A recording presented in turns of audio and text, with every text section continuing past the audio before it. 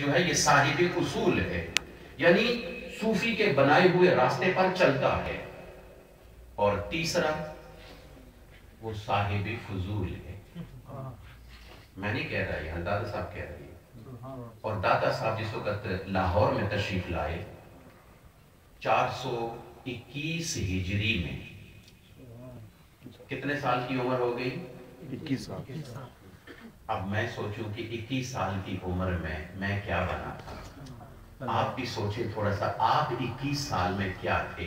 حضرت دادا صاحب کی طرف بھی دیکھ لیں کہ 21 سال کی عمر میں وہ لاہور تشریف لائے، 21 سال کی عمر میں لاہور آئے، اور پھر وہاں ایک جوگی بھی تو تھا، اس کا واقعہ بڑا مشہور ہے۔ دو واقعات بڑے مشہور ہیں اس کے۔ ایک یہ واقعہ کہ وہ ایک تو یعنی لاہور کا وہ گورنمنٹ کی طرف سے جو بادشاہ تھا اس وقت کا، اس کی طرف سے وہ نائب بھی مقرر تھا، وائس رائے بھی تھا، اور دوسرا اس وقت کے یہ بڑے بڑے جتنے لوگ ہوتے تھے نا سربراہ، یہ کچھ نہ کچھ اپنے ساتھ کوئی جادو، کوئی ٹونا، کوئی چیز ایسی رکھتے تھے تاکہ لوگوں پر گرفت ان کی مضبوط رہے۔ جہاں ان کے گارڈز ہوتے تھے، باڈی گارڈز ہوتے تھے، وہاں کچھ انہوں نے ٹوٹلے بھی رکھے ہوئے ہوتے تھے۔ تو اس نے عوام کو کنٹرول کرنے کے لیے جادو کی زور سے اس نے ان کے حیوانات پر کنٹرول کیا ہوا تھا کہ یہ سارے کا سارا دودھ ہمیں لا کے دے، تو وہ دودھ لا کے دیتے تھے اس کو، اور جو آدمی اس میں چوری کر لیتا، دودھ نہ دیتا اس کو، تو اس کے جانوروں میں بجائے دودھ کے خون آنا شروع ہو جاتا، تو لوگ ڈرے ہوئے ہوتے تھے۔ تو دادا صاحب گئے تو آپ کے مہمان آئے، تو اس مہمانوں نے کچھ ضرورت کے مطابق عرض کی کہ حضرت کچھ چیز مل جائے، تو آپ نے ایک خاتون کو دیکھا وہاں سے گزر رہی ہے جس کے سر پہ دودھ کا بڑا برتن اٹھایا ہوا تھا، تو آپ نے اس کو بلایا، آپ نے ارشاد فرمایا مائی صاحبہ کہاں جا رہی ہو؟ جی وہ جوگی رائے جو ہے وہ اس کو دینے کے لیے یہ دودھ لے کے جا رہی ہوں۔ انہوں نے کہا اگر یہ دودھ مجھے دے دو تو میرے مہمانوں کا کام ہو جائے، میں تمہارے لیے برکت کی دعا کروں گا۔ انہوں نے کہا بابا جی آپ کو دے دوں ٹھیک ہے، لیکن مصیبت یہ ہے کہ اگر میں نے اس کو نہ دیا تو میرے جانوروں کے تھنوں میں دودھ کے بجائے خون آ جاتا ہے، ایک دو مرتبہ ایسے ہوا ہے، لہٰذا ہم یہ رسم توڑ نہیں سکتے۔ تو انہوں نے فرمایا کہ اگر میں تجھے وعدہ کر کے تجھے میں کہوں کہ تیرے جانوروں میں دودھ اور زیادہ ہو جائے گا، اس کی گارنٹی میں دیتا ہوں۔ نے کہا حضرت اگر ایسا ہو جائے، پھر ایک اور دوسری روایت میں نے فرمایا کہ اگر تیرے جانور خراب ہو گئے تو میں ان جانوروں کے متبادل تجھے دوسرے جانور لے کے دے دوں گا، میں اس کی ذمہ داری اٹھاتا ہوں۔ بس اس عورت کے دل میں بات آ گئی، مسلمان خاتون تھی، اس نے دے دیا۔ جب اس نے دیا تو واپس پہنچی تو اس نے آزمائش کے لیے، یہ مرید لوگ بڑے آزمائش کرتے ہیں اپنے پیر کی، آج کی بات نہیں ہے، پہلے کی، جا کے اس نے دودھ نکالا، اس نے کہا کہ دودھ نکلتا ہے یا خون نکلتا ہے؟ تو دیکھا دودھ آ رہا ہے اور دودھ بھی پہلے سے زیادہ ہو گیا، اور پھر عورتوں کو پتہ چل جائے، ایک سے دوسری، دوسری سے تیسری، تیسری سے چوتھی، پورے محلے میں خبر، پورے لاہور کی شہر میں خبر، جو بھی اٹھاتا دودھ اٹھاتا دادا صاحب کے پاس چلتا، بھائی یہاں صوفی بندہ بیٹھا ہوا ہے، جاؤ اس کو دو جا کے۔ اگر آپ نے جانوروں کے اندر برکت ڈالنی ہے اور دودھ میں زیادتی کرنی ہے، جاؤ جا کے دو، اور وہاں پہ دیتے چلے جاتے اور دودھ زیادہ ہوتا۔ اب جوگی نے دیکھا یہ پریشانی ہو گئی، جوگی مقابلے کے لیے آ گیا۔ آپ نے ارشاد فرمایا میں مسکین آدمی ہوں، مقابلہ تو ہے نہیں ہے، تو جادو کے زور سے کرتا ہے اور میرے پاس تو اللہ کے نام کے علاوہ اور ہے ہی کچھ نہیں ہے۔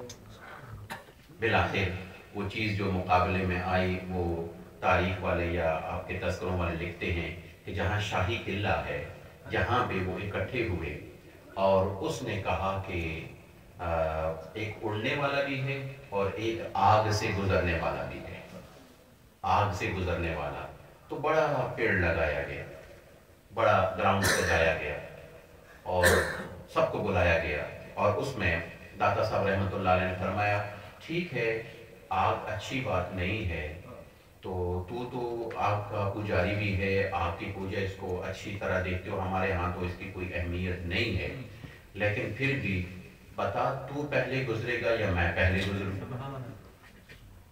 تو اس نے کہا جی پہلے آپ گزرے، میں آپ کے پیچھے پیچھے گزروں گا۔ کہا ٹھیک ہے۔ لوگوں نے دیکھا داتا صاحب گزر گئے اور پیچھے وہ بھی سلامتی سلامتی وہ بھی گزر گئے، دونوں آگ سے سالم نکل گئے۔ اب اس کے بعد لوگوں نے کہا جی آپ میں سے سچا کون ہے؟ ہمیں تو یہ نہیں سمجھنا کہ ایک مسلمان ہے ایک ہندو ہے، آپ میں سے سچا کون ہے؟ پریشانی ہو گئی۔ آپ نے فرمایا پہلی مرتبہ میں پہلے داخل ہوا تھا، اب جوگی صاحب داخل ہوں گے، اب یہ جوگی جو ہیں یہ داخل ہوں گے۔ تو جوگی نے وہیں پہ کلمہ پڑھا، انہوں نے کہا میں سلامت رہ گیا صرف آپ کی قمیص کا پلو یعنی قمیص کا کپڑا پکڑ کے میں گزرا تو مجھے آگ نے نہیں جلایا۔ خود آپ اندازہ کر لیں کتنی بڑی برکت ہے کہ جس وقت وہ مسلمان ہو گیا تو پھر آپ نے اس کو اپنے پاس بٹھایا، چند سال خدمت کی اور اس کو کچھ اوراد وظائف سکھائے، اسلام کا پورا سکھایا۔ آج تک اسی جوگی کو پھر شیخ ہند کہا گیا، سبحان اللہ۔ اور آج تک جو مجاور خاص جو چلے آ رہے ہیں اس جوگی کی اولاد سے چلے آ رہے ہیں، یہ داتا صاحب رحمت اللہ علیہ۔ بہرحال ایک اور واقعہ بڑا مشہور ہے، آپ کا وہ اختصار کے ساتھ میں کر دوں کہ لوگوں نے اب شروع ہو جائے، جب ایک چیز آباد ہونی شروع ہو جائے نا تو پھر میں نے کہا ہے نا کہ ہرس کرنے والے اور حسد کرنے والے، بخیلی کرنے والے وہ بھی آ جاتے ہیں۔ وہ ان میں سے کچھ آئے اور انہوں نے کہا کہ ان کی مسجد کا قبلہ ٹیڑھا ہے، یہ جو نماز پڑھتی ہے نا ان کی ڈائریکشن رائٹ نہیں ہے، یہ ایسے ہونی چاہیے ایسے ہونے چاہیے۔ ہر دور میں کچھ لوگ ہوتے ہیں جو کہتے ہیں کہ مسجدوں کا قبلہ غلط ہے، انگلینڈ میں بھی ہیں۔ اچھا، تو ہر جگہ پر لوگ ہوتے ہیں، ہے اس وقت ان لوگوں نے اس طرح کیا کہ یہ اس طرح کا ہے۔ تو آپ نے فرمایا ٹھیک ہے جس نے آنا ہے آ جاؤ، پھر بیٹھ کے بات کر لیتے ہیں۔ سارے آئے اور اپنی اپنی گفتگو انہوں نے کی، اتنے میں نماز کا ٹائم ہو گیا۔ جب نماز کا ٹائم ہوا تو آپ نے ارشاد فرمایا دیکھ لیتے ہیں کہ قبلے کی ڈائریکشن کیا ہماری مسجد، میری مسجد جو بنائی ہوئی ہے، یہ اس کی ڈائریکشن ٹورڈ کعبہ شریف ہے یا نہیں ہے، اس کی ڈائریکشن رائٹ ہے یا نہیں ہے، ابھی دیکھ لیتے ہیں۔ نماز کے اندر صفوں میں جب کھڑے ہو کر سب نے منہ قبلے کی طرف کیا تو آپ نے ان سے ارشاد فرمایا، مصلی پہ کھڑے تھے آپ نے ارشاد فرمایا وہ دیکھ لو قبلہ تمہیں نظر، کعبہ تمہیں نظر آتا ہے یا نہیں؟ سبحان اللہ سبحان اللہ۔ جیسے ہی انہوں نے آنکھ کھولی، لاہور کہاں اور مکہ کہاں، یہ صوفیات سب کو کعبہ نظر آ کر انہوں نے کہا استغفر اللہ العظیم، ہم غلطی پر تھے، آپ جو فرماتے ہیں وہ رائٹ ہے۔ بہرحال آپ کی کرامات بہت زیادہ ہیں، ایک شارٹ کٹ میں نے کچھ چیزیں بیان کی، اور آپ صاحب حضوری والے تھے،